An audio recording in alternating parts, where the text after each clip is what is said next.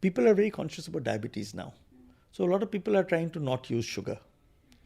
So demand for jaggery, for gur, is increasing. Right? India is one of the world's largest producers of jaggery.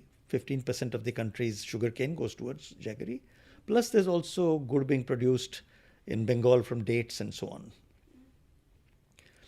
However, if you see the way gur is produced, it's a big fat open pan, and people just shove the sugarcane bagasse into it and they keep boiling the sugarcane juice, and it spews out smoke because they're burning bagasse, and lots of black particulate matter goes out in the air.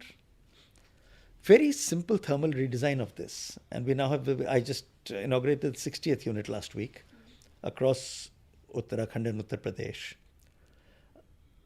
Just by employing thermal science, basic physics, and some core mechanical engineering, we are able to reduce that consumption of the bagasse which is being burnt by 25%, bring the particulate matter down, and now a gur bhatti in Meerut or Muzaffarnagar or Haridwar area where we have put these, the neighboring gur bhattis are black smoke and the workers can barely stand there.